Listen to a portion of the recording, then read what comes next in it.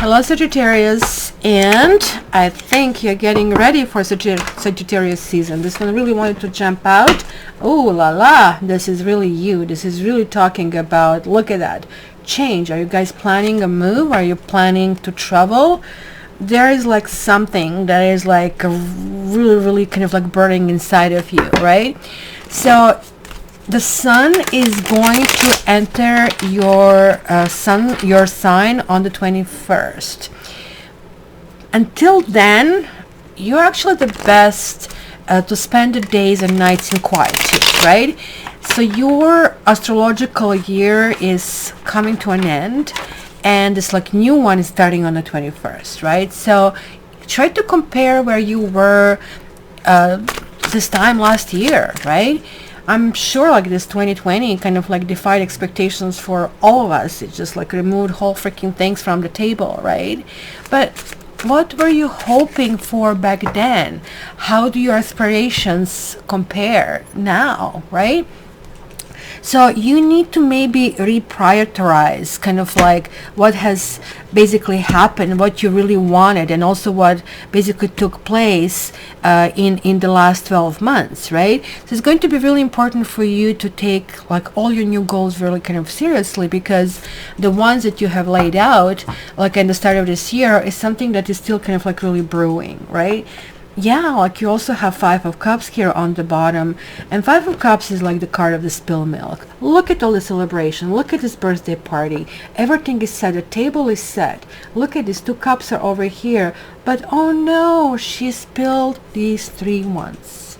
So isn't this card really telling you that, hey, you know what, like never mind, crap will happen. It happens all the freaking time.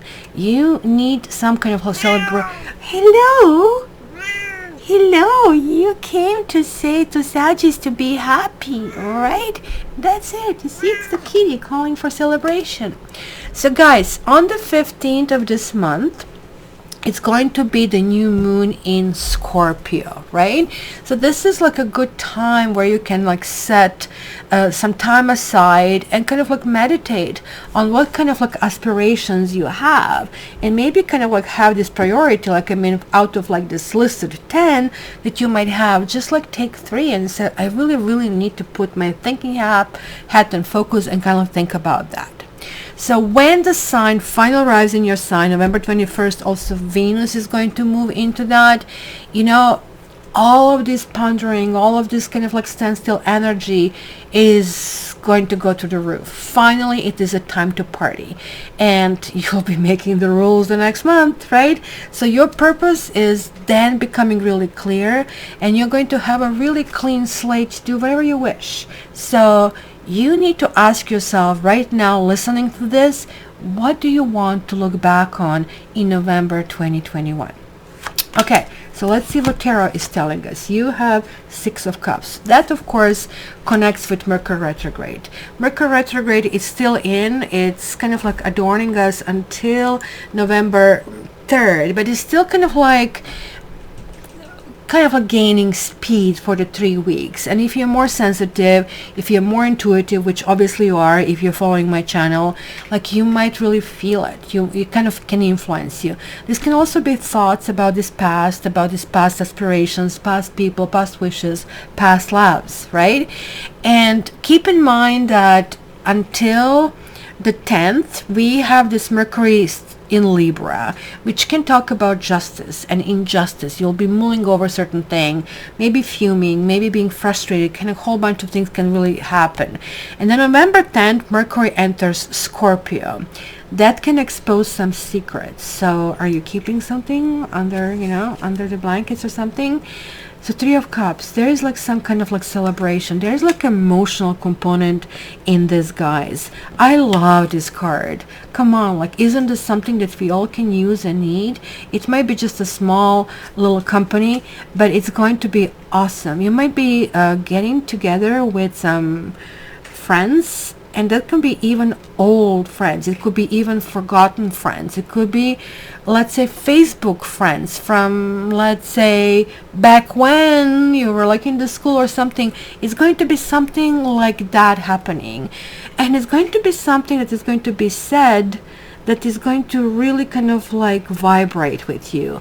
You're going to feel really fulfilled and really, really energized. And you know how some people kind of like go back in the past and they are kind of like overwhelmed with melancholy and this life passed me by. Not with you. You just get more energized. You're going to say, ooh, yeah, I've forgotten this one. I need to kind of like deal with that thing.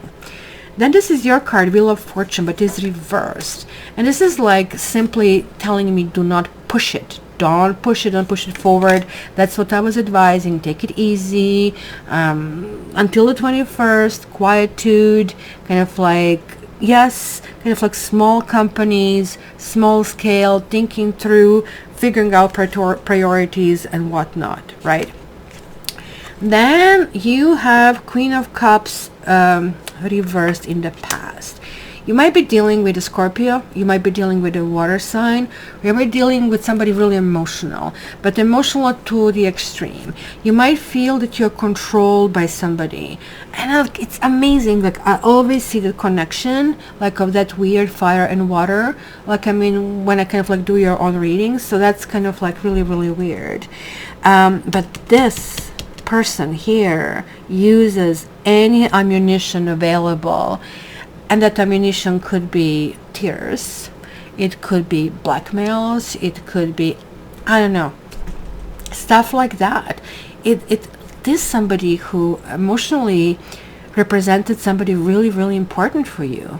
But why is this person now feeling that insecure that they have to resort to that level of, I guess, manipulation, if you wish, emotional manipulation.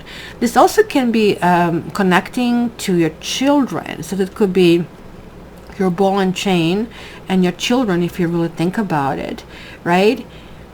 And it's kind of weird because both of them are reversed. So it could be like that some events took place that are really bad memories. And maybe you're able to kind of like pull yourself out of it, and that's why this card is up over here. That Mercury retrograde maybe pushed you back in some kind of like funk temporarily, but look at you.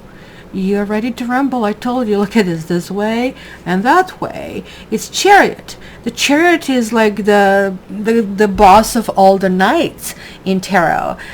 So Chariot is like, hey, I want to kind of like go forward. I want to kind of like explore. I want to kind of like go on my adventure. You're going to feel very, very impatient. I really kind of like feel for you because this is a farce card. This is a fast card, but it almost looks like everything you start is not able to kind of like hatch. Just you need to wait for the 21st.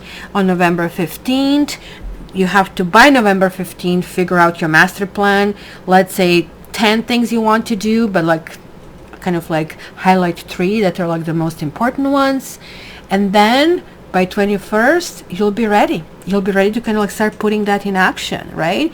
Because when we hit Sagittarius on the 21st, that's your season of growth, of excitement. And also what is going to be really important, at this particular turn, we'll find out what is morally right.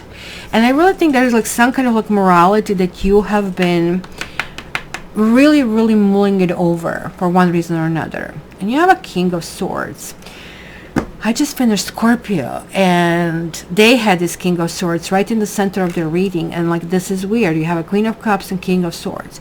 Was there some kind of like legal action? Was there a mediator that has been involved in a situation? The King of Swords upright talks about the fairness. Also, you have like 2 major arcanas mirroring each other over here, which is really important. Like, and that's also talking about this constraint. Like, think about these are the walls, right? And there is like something that is really loosey-goosey that can go on and run at any point in your life, which kind of like can kind of like keep you a little bit, you know, off the rocker, if you wish. And then you have a Three of Swords. That is like that pain. There is like somebody like took your chocolate cake and ate it when all you kind of like were hoping for is to have this chocolate cake. Kicking aside, what is in this journal? Who is, and I guess this is connecting again. Three of Swords shows up, and now we are seeing this like second three that is really showing up. And this card also can talk about a third party. So there's like still something, the energy of somebody you're carrying with you. So this can be an actual person, somebody who has introduced that deviation in your life, or it could be you who did it. Either or kind of like is really, really happening. So Three of Swords is kind of like when we really, really go deep, we feel pain, but truly we are not defining it properly. It's tomato, right? But what I mean to say is like we are really thinking about things that we shouldn't be thinking, and those things are causing us pain. So maybe there's like somebody you miss. There's like something that you really wanted that you didn't fulfill. You're working on in so many different layers this month, because you kind of like want to do this, you want to celebrate, you have like really nice little kind of like mementos, but you also have times that you just want to be left alone. And I really think it's kind of good. Look at this. This is a karma card, and this is a karma card. Judgment is falling in your environment. So there's like somebody who is releasing you from karma, or somebody who is entering your life who is going to create karma, either or. But it's positive. There's like some opportunity for growth, some opportunity to move that forward. So there are like three major arcanas. Two of them are karma cards. So there's like something happening, and something is happening where you actually don't have a solution. Somebody else holds the key to that solution. So let's see hopes and fears. You have Four of Pentacles. And again, remember how I said these are like the walls, with one wall being kind of like very, very weak and can fall apart. Like, look at this dude here. He's locked up. Like, I mean, he did everything that he can kind of like hold on to this kind of like thing. Four of Pentacles is also about the walls we build. But hey, isn't this more interesting? Just like look what is outside instead of sitting here in that stress, in that spasm. So this is card that is really telling us your hope is that you'll finally be able to relax. But your fear is that somebody is waiting for you. Something is there waiting, and you don't know what you're going to be saddled with. And that's kind of like in between those two worlds that we kind of like can get like, I mean, caught in it. Remember, like there is like fairness coming through your way, even though initially you're going to think that something is not happening. Something that is going to allow you to move forward. Even though you move forward and you're very happy about it, you're also experiencing melancholy about it. But because you're experiencing melancholy, you are actually delivered almost like karmic gift, right? Because karma is saying you have learned your lesson, or something has been here that maybe you drugged, maybe not only in this life, maybe from the past lives. Something has been brewing. It's over. So you do not need to sit locked up anymore. You don't need to kind of like go through this. It is time to step back to the last point where something worked. Last point where you had this, like, remember how I said set 3 goals? This is now a repetition of it. What is it you want? Put it like, I mean, a big poster on your fridge and look at it every day. Make sure it doesn't become nothing, because when I put lose weight on my fridge, it just, after a while, it just doesn't mean anything. So this is kind of like saying to yourself something, I owe it to myself. Again, it shows 3 people. So we have a 3, we have a 3, and we have a 3. And the last card that I drew for you is this one. Keep an open mind.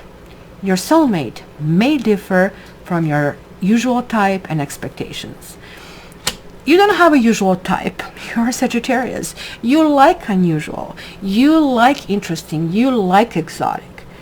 But this, in your case, could mean it's going to be somebody who is just simply buttoned up and very proper.